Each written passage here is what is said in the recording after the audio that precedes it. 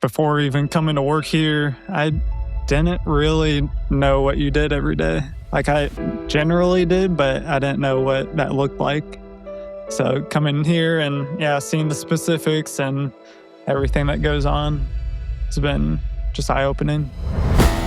Welcome to the Up Your Average podcast, where Keith and Doug give no-nonsense advice to level up your life. So buckle up and listen closely to Up Your Average.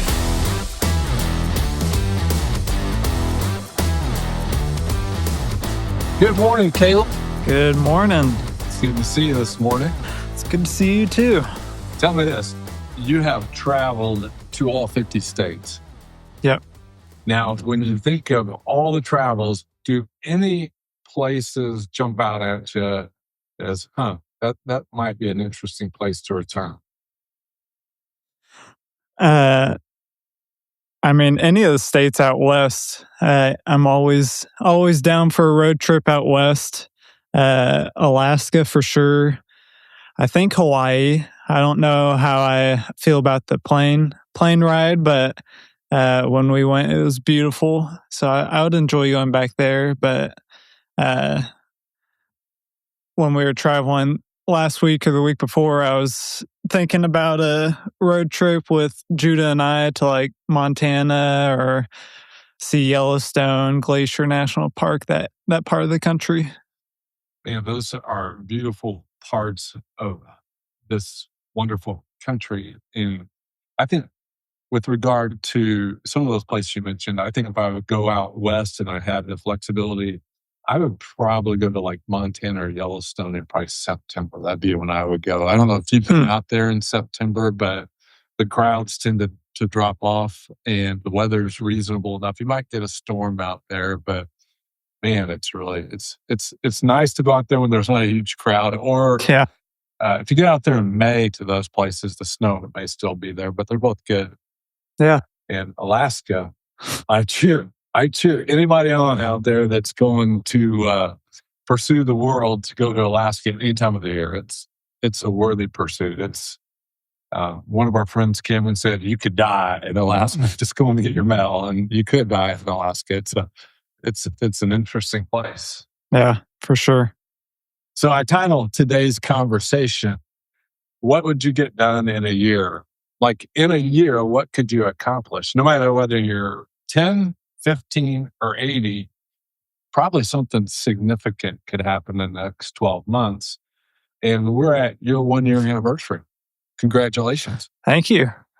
The old saying was a journey of 1,000 miles begins with a single step. And when I think about your journey at Gimbal, I think I stayed out of the interview process with you. I thought that it made more sense for you and Doug to dialogue about that rather than me to bias anybody's point of view. Yeah. What do you think about me staying out of that?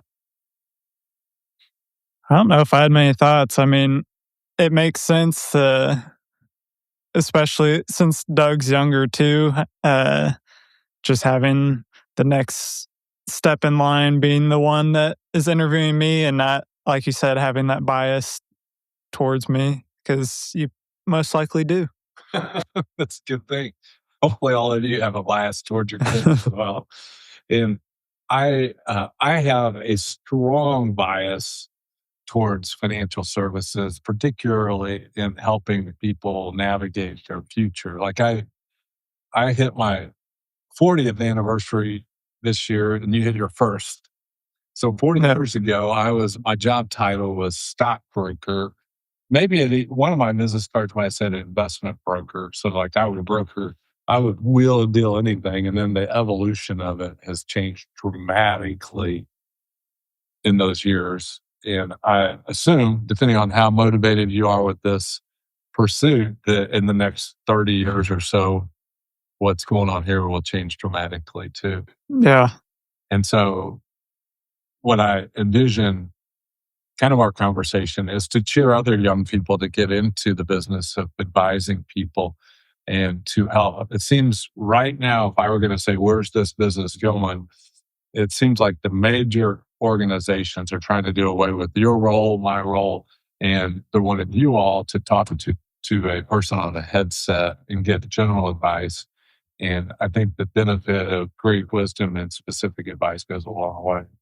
So when we think about that, what would you say to a young person today that may be thinking about being an advisor, a financial advisor, from what you've learned in the last 12 months? I would say go for it. Like you said at the beginning, you said, what can you accomplish in a year? And when you were talking about that, I was thinking a year out from now, and that's very overwhelming. Just thinking like, how much can I accomplish this year? But just taking it one day at a time, just going, what am I going to do today? What can I do to improve myself? What can I do to grow? What can I do to learn today? And that's how you make it from day one to the end of year one, is just going one day at a time. But with the financial advisor role, I would say it is a lot of learning.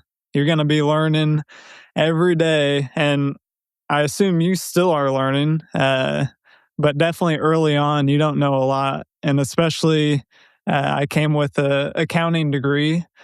So I maybe took 2 finance classes. So even just terminology, like I didn't have a lot of that. I had a lot of accounting terminology and background, but not so much in the finance world. So even just the basics of terminology to learning different strategies with investments, the stock market, how that works, how to get better, and even timing the market or stock picking with that. And when you start getting face-to-face conversations with clients, being able to take what they're asking you and give them solid advice, that takes time as well. Like a lot of the times this year when people are asking me questions, I don't really know the answer like deep down, and I can figure that out. I've got you, I've got Doug and other people to ask to help me get back to them and just start building that knowledge and just background to be able to be more confident and give better advice in the future. That's one of the things whenever somebody has joined Gimbal over the years, I've encouraged them to build their own kind of dictionary, because the industry language is just like, it's buzzwords like any industry. And our goal, I think, as we're communicating with you all, is to not use the industry language, because not that we don't think that you're intelligent people, we're just assuming it's like a foreign language to you. But there's so many words that you hear in probably the last 12 months that there's no way you knew what they were and you had to figure them out. Yeah, for sure. And I assume it becomes kind of second nature. But one of the things I'm a big advocate with financial advisors is that we speak in common terms to help people rather than in technical terms, because if I use technical terms, it doesn't add any value to the relationship. Yeah. Well, you even see that with like different products or services. I guess even with Gimbal, when people are trying to sell us stuff and they're using their industry's terminology, and I'm like, I don't really know what you're talking about. Like, if it's not even in the financial industry, just I need you to dumb it down to, if I don't have a clue what any of this means, I need to be able to understand it. Yeah, I've spent a lot of time expanding my own vocabulary since I got out of college, but I seldom even use my vocabulary when I'm communicating, because just because I know a word, it would be pretty arrogant for me to assume somebody else knows that word. And if I'm trying to assimilate them to think similarly to me, then I would use a word that makes sense to them. And so even in conversation, what I've tried to do is just, if somebody uses a word that I don't know, I'll just somehow know what that word means. Can you use another word so I understand what we're saying here? Yeah. And I think that's really important in your role, that when someone asks you something you don't know, is to have the confidence to just say, I don't know. Yeah. It doesn't serve anybody if an advisor just acts like they know what they're talking about and they don't. Right. Well, you've had to take in a lot of information. When you think, am I good? Yeah. Caleb, one of his roles is a technical advisor, and he keeps our technology going. So when you think of the last 12 months, tell me a couple cool things that have happened that you went home at the end of the day and you thought, man, that was all right. I mean, one of my first, assignments was to help this couple on a weekly basis. And just thinking back, I probably started sometime around this time, maybe a little less than a year ago, but just thinking back about where we started with them to where they are now and just the relationship that we have, it's pretty amazing. It's been a highlight for me that Caleb has worked with this couple. I've known them for years, but I wouldn't say we were their financial advisors. We were more just as a contact person. And you've just done a wonderful job building a relationship with them and befriending them and helping them navigate important life decisions. And that's a big deal. It is more than when you're helping people with their investments. It's more than just the investments. It's helping them understand kind of the purpose. What are we doing here? Why do we need this? What are we hoping to accomplish? And those get really philosophical. I don't know if you thought before you got in here how philosophical this business is. It gets to the core of a lot of things. Yeah. I would say a couple other things I've really enjoyed. Of course, working with you, getting to hang out with you every day, and then everyone else in the office. It's pretty quiet today, but just being able to work with them and build those relationships and get to know them better really makes a big difference enjoying the people you work with. I think one of the things that has been really difficult in this career for me, and you maybe have a better understanding of it now, is the confidentiality that we have with our clients, and that we are told things that are unimaginable sometimes. And so as you're growing up, you might have thought I was CIA or something, because I can't imagine you ever heard me talk much about work, because I could talk generalities, but I couldn't talk specifics. Yeah. And you probably have a better grasp of what that is now. I was going to say, even, I guess, before even coming to work here, I didn't really know what you did every day. Like, I generally did, but I didn't know what that looked like. So coming here and seeing the specifics and everything that goes on, it's been just eye-opening. I would think that as you're growing up, I was pretty open about most everything. Like, I would talk to you about things, but to leave this 8-hour segment of my day as a boy, it was kind of, I don't even know if I ever explained why, but that whatever you guys tell us is confidential. It's confidential between the people here in this office. And that just makes it really difficult. Like when Connie might say, "How was your day today?" It was good. Maybe something that isn't confidential would happen in the day. But like yesterday, I told her when I got home, we were talking a couple of days ago that I didn't have somebody's phone number, and you gave it to me, and I put it in my phone, and that person called within 24 hours. And I was like, well, I was able to tell Connie that, right? That was kind of fun. So those kind of things you can take home, but really when the adrenaline gets flowing and you're helping somebody here, those things generally just are locked between our ears. Yeah. Well, tell me this. All good things have the other side of the coin. What difficulties do you think you kind of saw and had to embrace over the last 12 months when you think about the learning process and helping people? What things come to mind about the difficulties?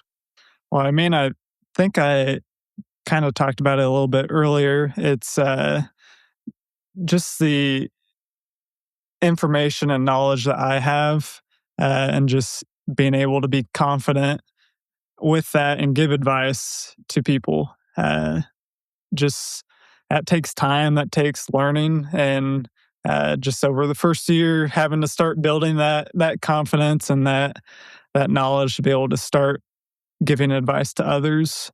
I think another difficulty when I think about it is I haven't had to do much cold calling. I guess I really haven't, or like selling and trying to build a clientele. I've really been helping existing clients. So I'd say for people wanting to get into the industry, if you're helping existing clients or building out clientele, that's going to be difficult. That's going to take a lot of energy. But for me, it's just trying to build those relationships with people that you maybe have worked with for 30 years. And it, for me, being more introverted, that's more difficult for me. And especially when we don't have a lot of in-person client meetings, so having to build that relationship over the phone, and it's 50-50 if I actually get someone to pick up their phone when I'm calling them, or and even sometimes when I do call people, they don't have much time, so you can't really start to build that relationship too well that way. But I'd say that would be a difficulty for me, at least. Yeah, some of you that have known me a while probably wouldn't know that I was a pretty extreme introvert when I got in the business. And I had a desire to get in this business. And I knew back when I got in, you had to cold call.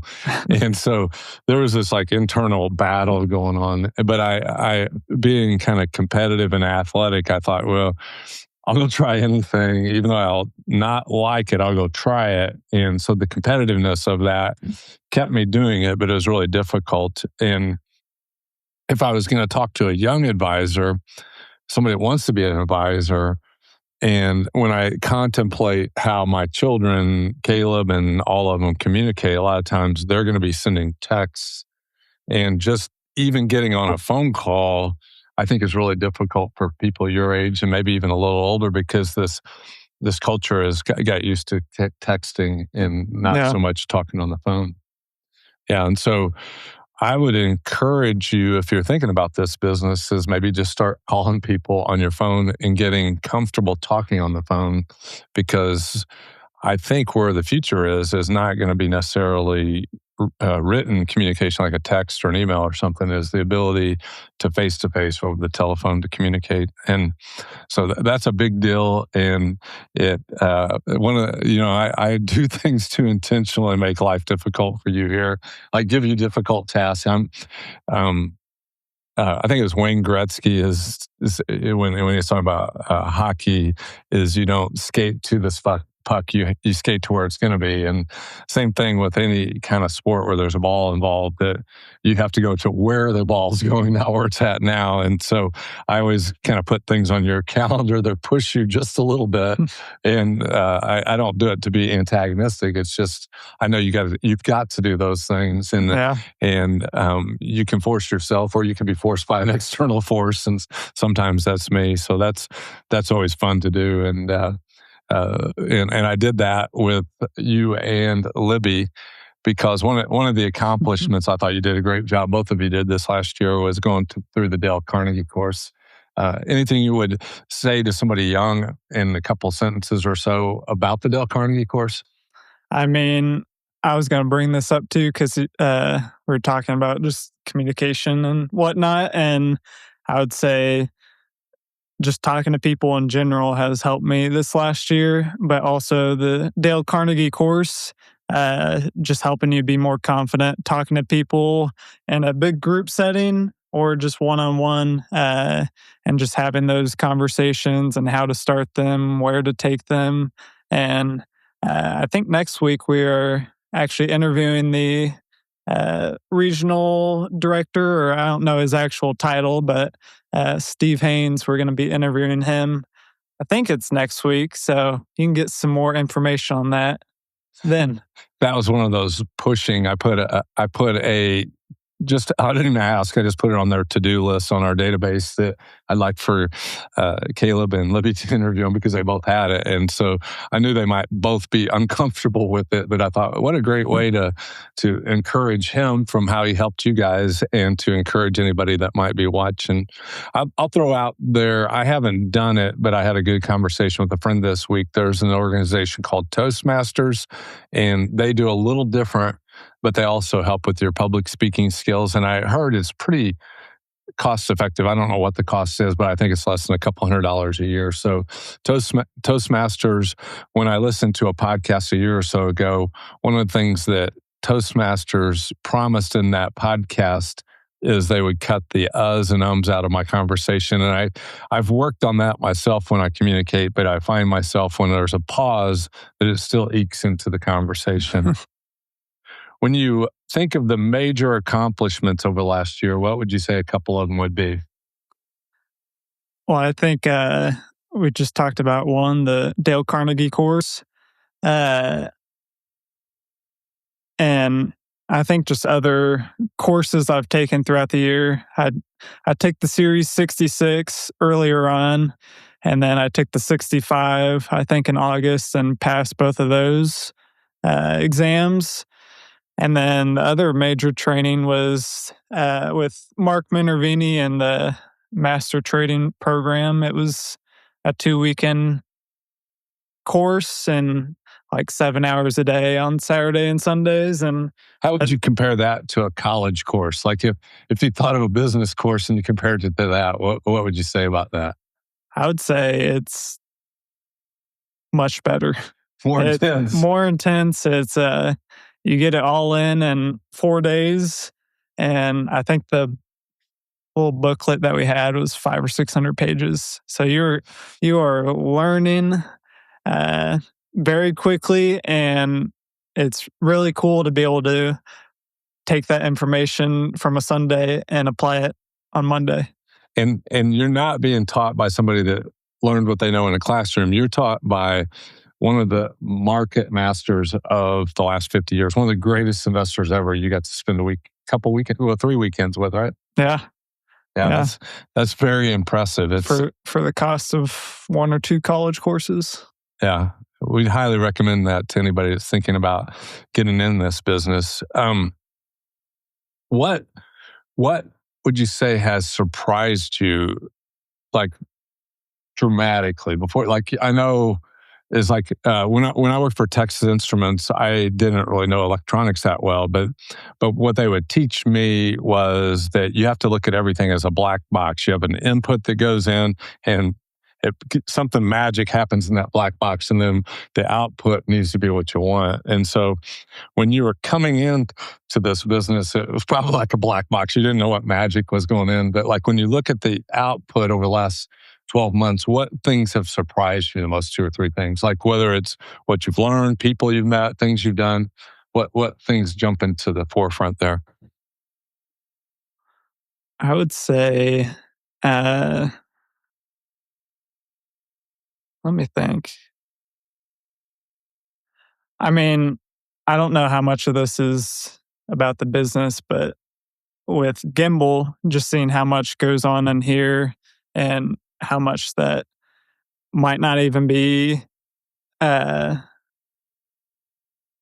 just what it takes to run the business, all the back end stuff, having to talk to suppliers and do our QuickBooks and payroll and everything just to keep the business running has been pretty eye opening. It's not just come in, meet with clients, look at the market.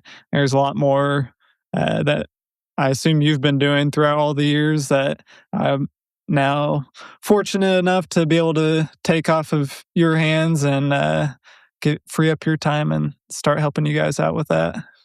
Yeah, and I'm a big advocate of small businesses. I'm a big fan of that, and the idea of a small business. It seems like something easy to do, but there's a lot going on there. And if any of you that are considering that or working your way through it and you have questions, we're happy to cheer you on in that area as well. Yeah, and I think another aspect of the market side is just how much mental fortitude or how much just mental space it takes to invest, just the ups and downs of the market. And you see that just with yourself as well, just being mentally, I don't know the right verbiage. I don't know if you... Probably, I mean, there's one of the key points that we say all the time is think differently. And because in the cycle of how I think you can think, I think you can get a emotional stimulus that activates your will, and then you think about it afterwards. What I prefer to tell people to do is, even though you might have an emotional stimulus, is you think about it first. Don't let your emotions influence the decision. Activate your will, and then kind of force your emotions to fit in, because there are so many emotional things that go on and help. Yeah.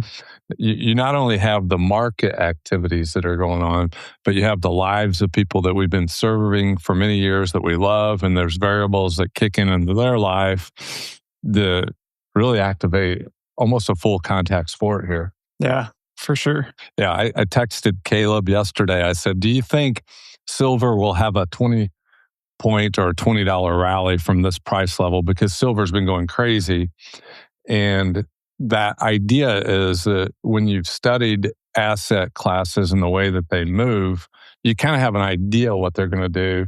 And it turned out today they didn't go up 20 points, it went down 20 points. But I knew that the volatility in that asset class was kicking in. And so that adds to the idea of maybe we need to make some decisions. But even that's an emotional thing. If somebody were holding silver today and the greed was saying, maybe they'll get that extra 20 points. But then when it goes the 20 points against them, then they're having all these thoughts. And then we're kind of like a referee trying to help them manage those Navigate thoughts that. without the emotions. Yeah, for sure. Yeah. When you think about 2026, do you have any kind of things, I'm not saying necessarily goals, but maybe systems that you can see integrating into your day that would be different than what you learned from kind of pyramiding on what you've already learned? I mean, I think the top thing for me, just what I'd like to see in the next 12 months, is better communication on my end. Whether that's talking to clients, being able to communicate to them better what they need, or and just be able to get my point across in a succinct matter. So that would be at the top of my list. And I think another part would be just a daily routine of whether that's looking at the market after the market closed to get ready for the next day for myself and my accounts and also client accounts, or if that's waking up earlier and doing that work early in the morning, but just being more, I guess, prepared for when the 9:30 bell rings. I think that would make a big impact. That's good. I am a pretty systematized person, and so like my energy level this time of the day is the best. So when I hit the ground, I start my days usually at 7. I go to my coffee shop and get a lot of stuff knocked out, but usually by noon, all my brain power has been exhausted, right? Like I'm coming at it hard in the early part of the day. And so I'm going to get most of the energy done that part of the day. But what's interesting is the compounding effect of what your days have ahead of you. Yeah. That when you think about 2026, 2036, and 2046, it's hard to appreciate what might happen. There's an old saying, when you look at life, inch by inch, it's a cinch, but yard by yard, it's very hard. And what that means is that we're not looking at 2036, 2046 for you. We're saying, what does Friday, January 30th look like? What can you chisel away at that? And I wrote an article for the anchor that I was just talking about, how I shovel the driveway, is that I know that guys my age have a tendency to drop dead shoveling their driveway. Like that just happens. And I know that and I've probably been scarred from the 1978 snowstorm, is that when you have a big snowstorm like this, it's better to just chisel away at it. So I might scrape 10 square feet off of the driveway, go in, take a break, come back at it. And before I know it, I've got the whole driveway done, but I've spread it out over a whole day, right? Yeah. And the learning process of things, if you can break it down inch by inch, it becomes a lot easier. And I think a lot of times folks are afraid to start that journey of 1,000 miles because the 1,000 miles seems like a long way. But to take a single step today is a big deal. And so I'm excited about 2026 for you, Caleb. Thank you. One of my highlights of 2025 is one of Gimbel's 5 principles that we kind of comment on regularly. Number 1 is think differently, buy wisdom, like what you do, live adventurously, and generosity wins. I think you've had a chance to do a lot of those things in your first year here.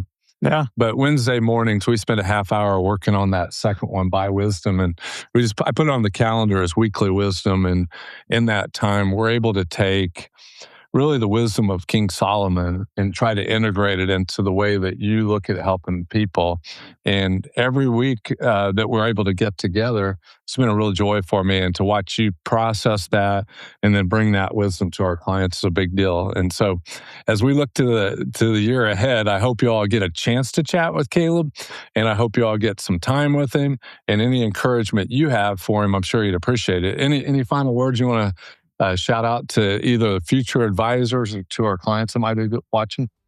I don't think so. I think maybe just thanks for the ride, and for future advisors, take it one day at a time.